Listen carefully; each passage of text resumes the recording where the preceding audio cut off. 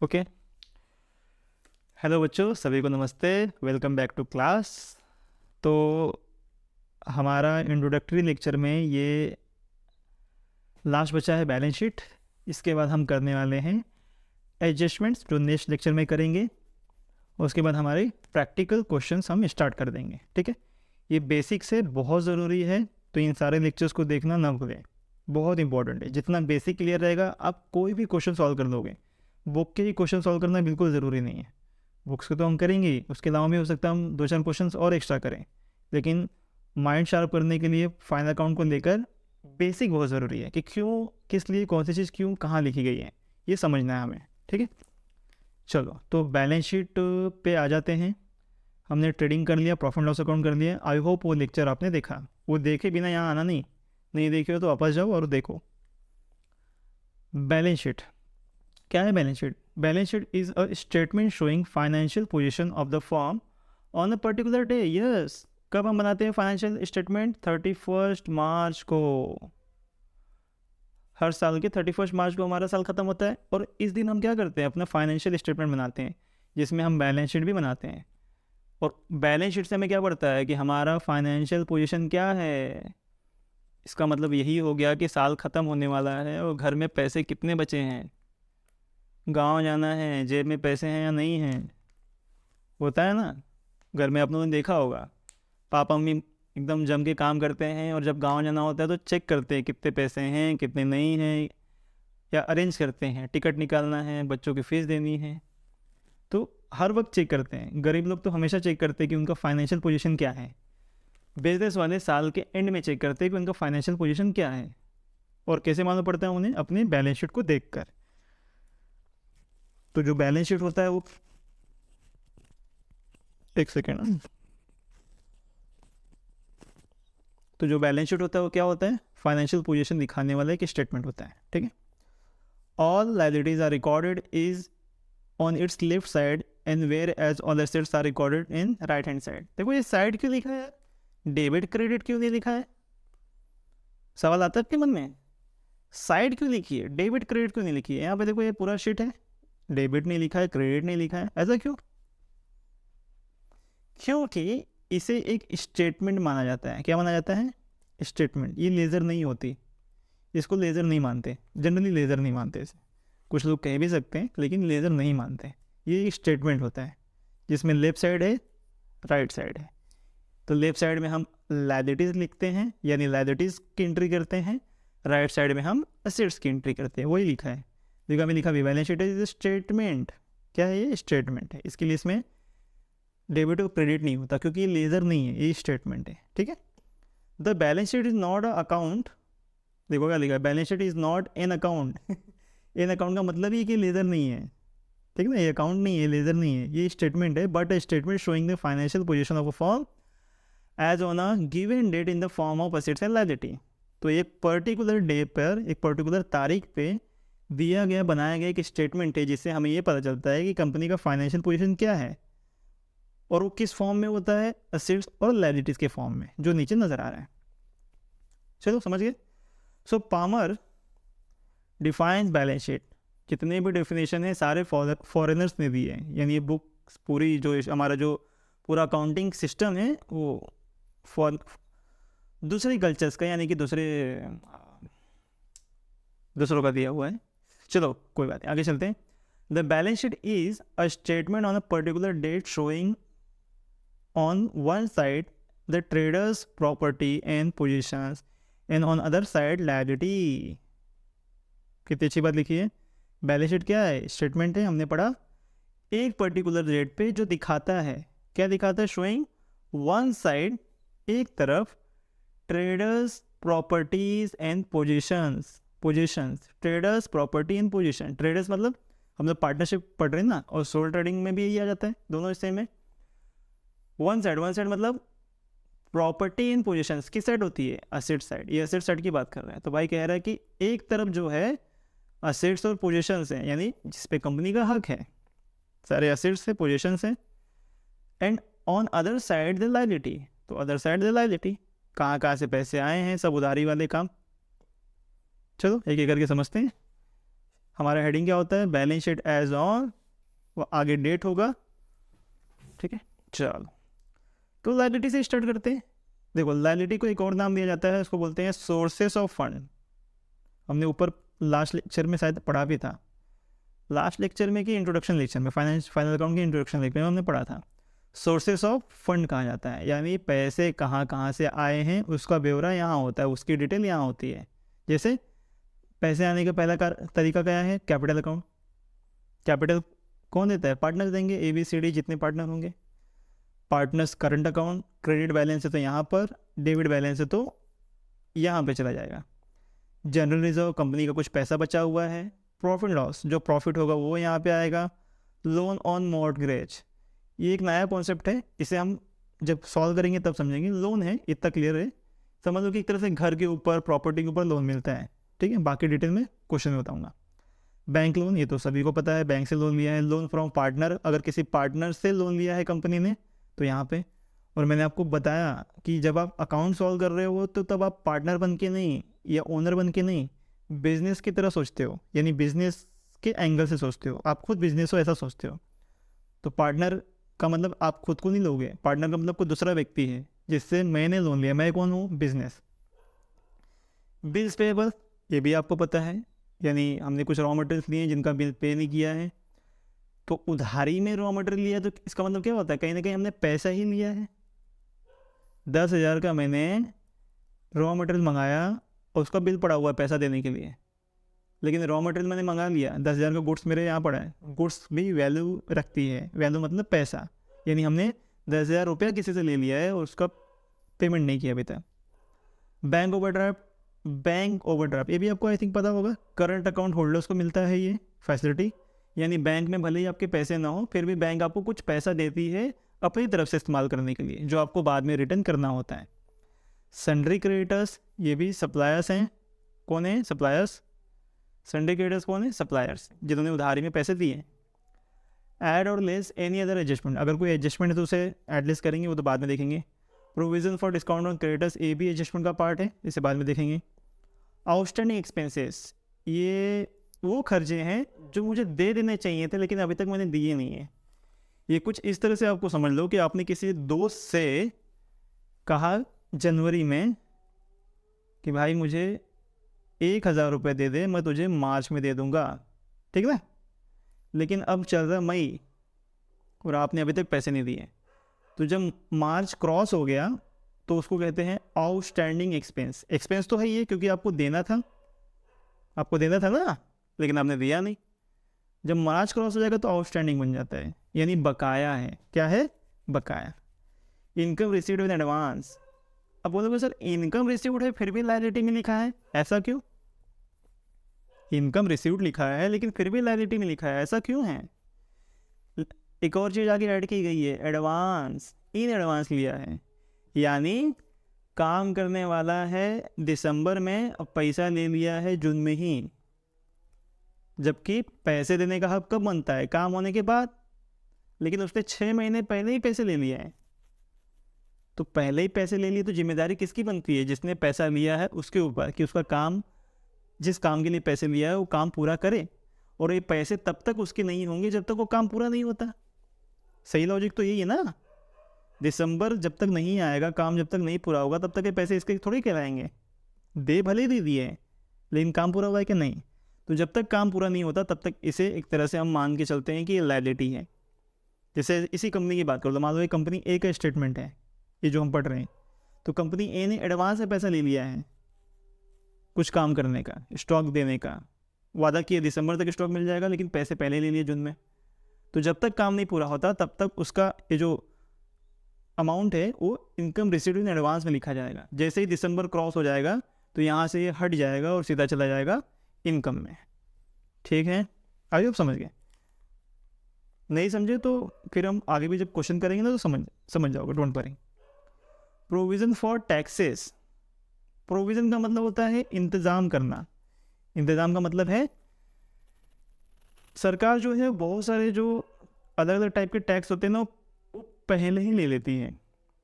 या प्रोविज़न का मतलब ये है कि भाई आने वाले साल का टैक्स मैं अभी भर भरने वाला हूँ या अभी देने वाला हूँ। ठीक है। रिजर्व फंड, रिजर्व फंड का मतलब होता है कुछ पैसे जो रिजर्व में रखे हैं, साइड में रखे हैं। प्रोविडेंट फंड पीएफ कहा जाता है, ये भी हम समझेंगे। और इसमें ऐड किया गया इंटरेस्ट ऑन पीएफ इन्वेस्टमेंट, ये भी हम समझेंगे। ये सब एडजस्टमेंट का पार्ट है, हम बाद में समझेंगे। ठीक है, बेसिक जो है वो मैं आपको बता दे रहा हूँ। असेट्स, ये तो काफ़ी सिंपल है। जो भी प्रॉपर्टी, एसेट्स का मतलब क्या होता है, जो भी कंपनी की प्रॉपर्टी है सारी एंट्री यहाँ हो जाएगी। गुडविल असेट्स होता है, लैंड एंड बिल्डिंग। डेप्रिसिएशन तो चलो एडजस्टमेंट का पार्ट है, वो तो लेस हो गई। Plant and machinery, furniture and fixture, equipment, delivery motor van,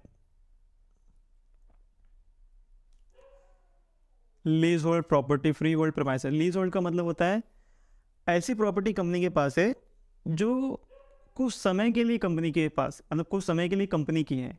जैसे लीज का मतलब होता है ना, जनरली लीज ना 90 साल का, 50 साल का, 99 साल का, ऐसा लीज बनता है। जैसे आज इंडिया में बहुत सारे जो माइंस हैं, सरकार ने प्राइवेट कंपनियों को लीज पे दिया है। यानी 90 साल 99 साल तक कंपनियां उस माइंस को, उस खान को, जैसे कोयले की खान हो गई या किसी और टाइप की खान हो गई, किसी और खनिज की खान हो गई, तो प्राइवेट कंपनियां उस जगह को इस्तेमाल करती हैं, कोयला निकालती हैं। और 99 साल तक, 90 साल तक वो ज़मीन उनकी होगी, किसकी, उस कंपनी की। लेकिन जैसे ही वो लीज एग्रीमेंट पूरा होगा, वो कंपनी, सॉरी, वो जगह जो है वापस से सरकार की हो जाएगी। ठीक है, तो लीज का मतलब होता है एक तरह से रेंट पे जगह जो लिया है वो लीज। लेकिन लीज वाला जो जगह होता है वो बहुत लंबे समय के लिए होता है। रेंट तो हमारा 1 साल, 2 साल, 3 साल, 5 साल इतना ही होता है। लीज जो होता है 90 साल, 99 साल, ऐसे ऐसे मिलता है। उस पर भी अगर डिप्रिसिएशन है तो माइनस होगा। पेटेंट, आई होप पेटेंट्स पता है, पेटेंट भी एक प्रॉपर्टी होती है, यानी मेरा डिज़ाइन, मेरा formula, right. Loose tools, loose tools यानी अब फैक्ट्री में लूज टूल्स तो बहुत, जैसे पाना पकड़, हथौड़े, ये सब लूज टूल्स में आ गए। इन्वेस्टमेंट, कंपनी ने कहीं इन्वेस्टमेंट किया है तो भी एसेट्स होगा। स्टोर्स एंड स्पेयर पार्ट्स, मशीनों के बहुत बड़े बड़े पार्ट्स पड़े हुए हैं, वो क्या बोल रहे हैं उसको, स्टोर रूम। कभी सुना है स्टोर रूम? मूवीज़ में यहाँ वहाँ। अभी मिडिल क्लास लोगों के पास तो एक ढंग का कमरा नहीं होता, तो स्टोर रूम कहाँ? तो स्टोर रूम का मतलब होता है कि ऐसी जगह जहाँ पे हमने पुरानी चीज़ें रखी हुई हैं। अब भले ही पुरानी हो गई, लेकिन है तो एसेट्स ना, पुराना फर्नीचर, पुरानी चेयर, कुर्सी, पर्दे, और भी बहुत सारी चीज़ें होती हैं। तो स्टोर्स का मतलब है कि भाई कंपनियों के पास भी कुछ स्टोर होता है जिसमें पुरानी पुरानी चीज़ें पड़ी होती हैं। मतलब जैसे गैराज में चले जाओ तो वहाँ देखो कई सारे ऐसे टूटे फूटे चीज़ें पड़ी होती हैं, और जो जहाँ काम आता है उसको लगा देते हैं, लेकिन होती तो प्रॉपर्टी है ना। क्योंकि असेट्स का मतलब है कि रुमाल, एक रुमाल तक, ये बुक तक कंपनी की है, क्योंकि इसके ऊपर पैसा खर्च किया है। प्रीपेड एक्सपेंसेस, यहाँ पे था आउटस्टैंडिंग एक्सपेंसेस, यानी बकाया है जो, जिसका पैसा नहीं दिया है। यहाँ पे लिखा है प्रीपेड एक्सपेंसेस, ऐसा पैसा जो पहले ही दे दिया है। समझने की कोशिश करना, ऐसा एक्सपेंस जो मैंने पहले ही दे दिया है। कहने का मतलब ये है, मान लेता हूँ कि मेरी एक कंपनी है और मैं कंपनी जिस जगह पे चला रहा हूँ उसका रेंट देता हूँ। रेंट अभी जनवरी चल रहा है, मैंने रेंट जो है दिसंबर तक का दे दिया है। कहाँ तक का दे दिया? दिसंबर तक का। भाई मेरा हक कब बनता है रेंट देने का? जब मैं उस जगह पे रह लूँगा तब। लेकिन अभी जनवरी ही चल रही है, 12 महीने आगे तक का रेंट दे दिया है। यानी भले ही मकान मालिक को मैंने पैसे दे दिए हैं, पर वो मकान मालिक के पैसे तब तक नहीं होंगे जब तक ये साल पूरा नहीं हो जाता। इसका मतलब मैंने एडवांस दे दिया है। क्या दे दिया है? एडवांस। इसको बोलते हैं प्रीपेड एक्सपेंस। नहीं, अच्छा, दूसरी भाषा में मेरा हक है कि जनवरी पूरा होगा तो जनवरी का ही बस दूंगा, तो जनवरी का चलो माइनस कर दूँ, दिसंबर तक 11 महीना बच रहा है, मैंने 11 महीने का एक्स्ट्रा पैसा दे दिया है। और मैं नहीं देता तो कहाँ होता पैसा वो? अगर ये 11 महीने के पैसे मैं एडवांस नहीं देता तो पैसा कहाँ होता? कंपनी में ही होता। कंपनी में होता तो वो कहाँ नज़र आता? असेट्स में नज़र आता। कहाँ नज़र आता? असेट्स में। लेकिन मैंने पैसा पहले ही दे दिया है, समय गुजरा नहीं है। जब तक समय ना गुजरे तब तक वो पैसा उस मालिक का नहीं, वो पैसा मेरा है। ठीक है। इसका एक और लॉजिक है जो मैं आपको थोड़े, जब क्वेश्चन सॉल्व करेंगे तब बनाऊंगा। इसको बोलते हैं एक्रूवल बेसिस। क्या बोलते हैं इसको? Accrual basis. यानी जब तक वो घटना घटित ना हो जाए तब तक उसकी एंट्री नहीं होती है। तो भले ही मैंने पैसा दे दिया है, लेकिन जब तक दिसंबर क्रॉस नहीं होता तब तक ये प्रीपेड एक्सपेंस के नाम से एसेट्स में रहेगा, यानी वो पैसा तब तक मेरा है। मेरा मतलब कंपनी का है। जब तक वो समय गुजर नहीं जाता है, ठीक है। आउटस्टैंडिंग इनकम, ये भी एसेट्स में लिखा है। प्रीपेड एक्सपेंस एसेट्स में है, आउटस्टैंडिंग इनकम एसेट्स में है। आउटस्टैंडिंग इनकम का मतलब ऐसा पैसा जो मुझे मिल जाना चाहिए था लेकिन अभी तक मिला नहीं है। मैं फिर से कह रहा हूँ, ऐसा इनकम जो मुझे किसी से मिल जाना चाहिए था लेकिन अभी तक मिला नहीं है। यानी कोई, मान लेते हैं कोई एक्स है, वो बिजनेस को पैसा देने वाला था फरवरी में, लेकिन अब चल रहा है जुलाई, कई महीने गुजर चुके हैं और अभी तक कोई इंसान ने पैसा दिया नहीं है। लेकिन मिल कब जाना चाहिए था? फरवरी में ही। तो जैसे ही फरवरी क्रॉस हो गई तो वो इनकम क्या बन जाएगा? Outstanding income. मिला नहीं तो क्या हुआ? पैसा किसका है? वो मेरा है। किसका है? मेरा है। मेरा मतलब बिजनेस का है। तो बिजनेस के लिए वो आउटस्टैंडिंग इनकम हो गया, यानी पैसा तो मेरा है, मुझे मिलना चाहिए, लेकिन अभी तक किसी और के पास है, लेकिन फिर भी हम उसकी एंट्री एसेट्स में करेंगे। Loans and advances. Loans and advances कौन सा है? ये लिया हुआ लोन एडवांस नहीं है, ये दिया हुआ लोन एडवांस है। कंपनियां भी लोन और एडवांस देती हैं, ठीक है ना। तो मैंने किसी को लोन एडवांस दिया तो मेरा पैसा है ना, किसी और के पास पड़ा है, कहाँ जाएगा? एसेट्स में। क्लोजिंग स्टॉक, यस, एसेट्स का मतलब ही है कि सब कुछ, हमने मशीन लिख लिया, हमने कंप्यूटर लिख लिया, हमने कार व्हीकल सब कुछ लिख लिया, तो जो फैक्ट्री में जो स्टॉक पड़ा होगा वो भी तो एसेट्स ही है, उसकी भी एंट्री होगी। सन्डे डेटर्स, यानी ऐसे लोग जिनको उधारी में सामान बेचा है। जनरली सन्डे डेटर्स का मतलब वही होता है। डेटर्स कौन होते हैं? कस्टमर्स, जिनको हमने उधारी में सामान दिया है। कोई एडजस्टमेंट होगा वो करेंगे, ये सब हम देखने वाले हैं एडजस्टमेंट में। इंश्योरेंस क्लेम रिसीवेबल, यस, हमने देखो ऊपर पढ़ा गुड्स लॉस बाय फायर, पढ़ा ना ऊपर ट्रेडिंग अकाउंट में, क्रेडिट साइड में। कभी कभी उसका इंश्योरेंस भी हुआ होता है। तो अगर इंश्योरेंस किया है और इंश्योरेंस कंपनी से पैसे आए या आने वाले, आए नहीं है अभी तक, आने वाले हैं, लेकिन क्लियर होगा कि आएंगे। मान लेते 5,000 का गुड्स जला था, मैंने इंश्योरेंस क्लेम किया है, जो मिलने वाले, पक्का मिले नहीं है, मिलने वाले हैं, तो उसकी एंट्री एसेट्स में होगी। क्योंकि जब पैसे आएंगे तो कहाँ एंट्री होगी? पैसा कहाँ नजर आएगा? एसेट्स में। बिल्स रिसीवेबल, ऐसे बिल जिनका पैसा लेना है। कैश इन हैंड, यानी हाथ में कितना पैसा है, बैंक में कितना पैसा है, और अगर करंट अकाउंट का डेबिट बैलेंस है तो उसको यहाँ लिखेंगे। और आप सबको पता है कि जो बैलेंस शीट होती है वो टैली हो जाती है। टैली का मतलब सेम बैलेंस आना चाहिए दोनों तरफ, तभी आपका क्वेश्चन राइट है, अदरवाइज कुछ ना कुछ गड़बड़ी हुई है।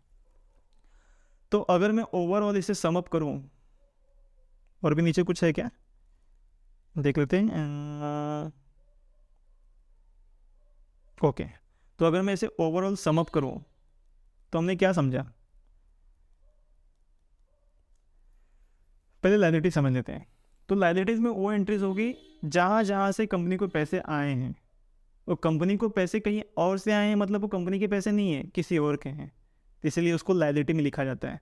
जैसे पार्टनर्स ने पैसा दिया तो पैसा कितना है? किसका है? पार्टनर का है, इसलिए लायबिलिटी में लिखा जाता है। बैंक लोन लिया है, इसलिए लायबिलिटी में लिखा जाता है। और जितने भी टाइप के रिजर्व्स होते हैं वो लायबिलिटी साइड में आते हैं। उधारी में जो जो चीज़ें ली हैं, कोई सामान लिया है, बैंक से पैसे उधारी में लिए हैं, सप्लायर से उधारी में रॉ मटेरियल लिया है, उस सब की एंट्री लायबिलिटी में जाएगी। कुल मिला के जिन जिन चीज़ों पे मेरा हक नहीं है वो सब लायबिलिटी है। सिंपल, एकदम सिंपल भाषा में कह रहा हूँ। अब ये समझना हमारा काम है कि किन किन चीज़ों पे हमारा हक नहीं है लेकिन हमारे पास है। पॉइंट यही है। आपने किसी दोस्त से बुक ले लिया, बुक तो आपके पास है लेकिन आपका हक है क्या उस बुक पर? नहीं, बुक किसका है? उसका, तो वो लायबिलिटी है। सिंपल, एकदम सिंपल। कोई ऐसी चीज़ है जो हमारे पास है, बिजनेस के पास है लेकिन बिजनेस का नहीं है, तो वो सब लायबिलिटी में आता है और सब लायबिलिटी साइड में जाएगा। अब देख लो, कोई भी आइटम देख लो, सब ऐसा ही है।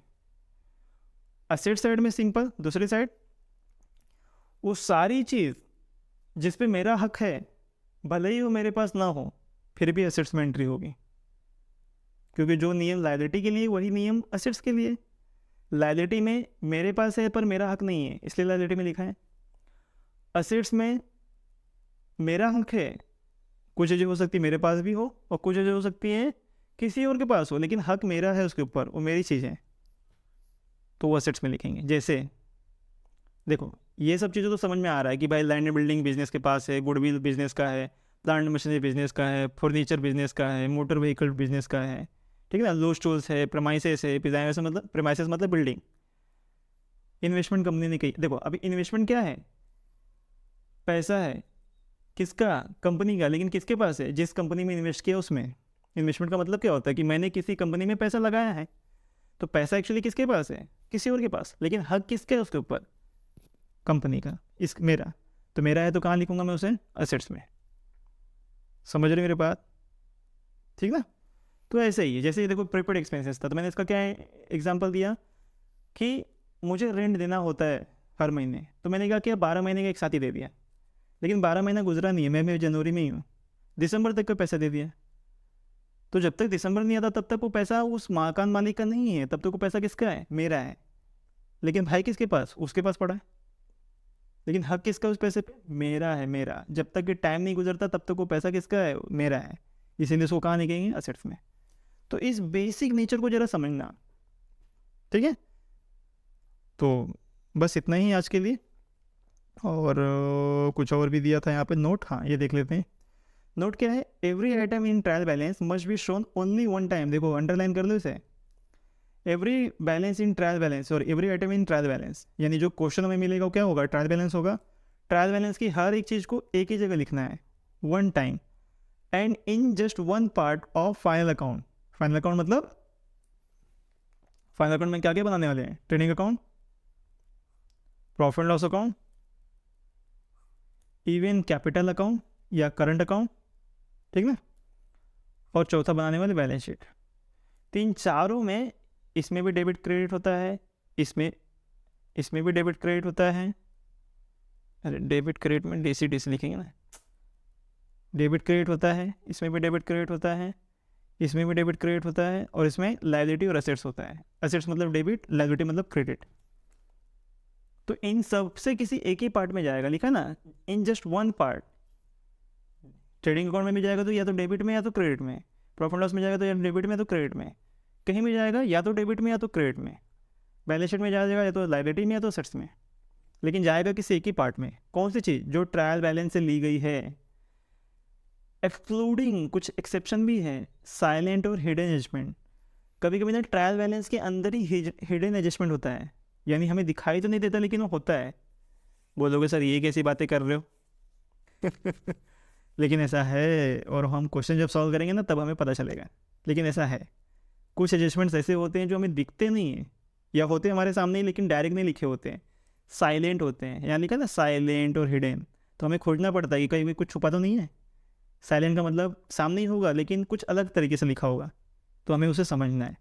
तो अगर कोई एडजस्टमेंट होगा तो फिर उसकी एंट्री अलग तरीके से होगी, लेकिन अगर कोई एडजस्टमेंट नहीं है तो सीधा एक ही इफेक्ट होगा, एक ही बार लिखा जाएगा, एक ही पार्ट में लिखा जाएगा। Every adjustment must be have to effects in final account, ये तो हमें पता ही है। हर एडजस्टमेंट, जो एडजस्टमेंट अलग से होगा क्वेश्चन के बाद, क्वेश्चन के नीचे, ट्रायल बैलेंस के नीचे, उसका एक पार्ट डेबिट होगा, एक क्रेडिट होगा, ये हमने पढ़ा था। और बस क्या है, we have already studied 11 topic, final account, proprietorship concern, most of the topic parts explaining of journal entries, the effects of entries are similar, to avoid repetition common explanation is not given. Okay, तो ये common बात है, लेकिन लिखा ये है कि भाई 11th में हमने already final account of proprietary concern पढ़ा है, मैंने कहा ना सोल ट्रेडिंग का एक ओनर बिजनेस का फाइनल अकाउंट हमने किया है 11th में। 12th में सेम चीज़ें हैं, तो बहुत सारी चीज़ों की एक्सप्लेनेशन नहीं दी गई है क्योंकि 11th में ऑलरेडी है। और अगर आपको 11th का फाइनल अकाउंट नहीं पता तो पहले आप 11th का फाइनल अकाउंट पढ़ोगे, फिर आप 12th के फाइनल अकाउंट पे आओगे, क्योंकि वहाँ पे सिंगल ओनर का दिया हुआ है, यहाँ पे पार्टनरशिप का है। वहाँ पे थोड़ा इजी होगा, यहाँ पे थोड़ा लेंदी है, और यहाँ पे एक्सप्लेन भी नहीं किया है। तो अगर आपको एक्सप्लेनेशन चाहिए तो आप 11th की पहले बुक अच्छे से पढ़ोगे, उसके बाद यहाँ पे देखोगे। हालांकि इतनी ज़रूरत नहीं पड़ेगी आपका, अगर थोड़ा भी आपको आइडिया है, थोड़ा बहुत भी, तो यहाँ पे काम मैं चला दूँगा, ठीक ना। चलो, तो आई थिंक बहुत हो गया, और एंड करते हैं, मिलेंगे अगले लेक्चर में, ठीक है।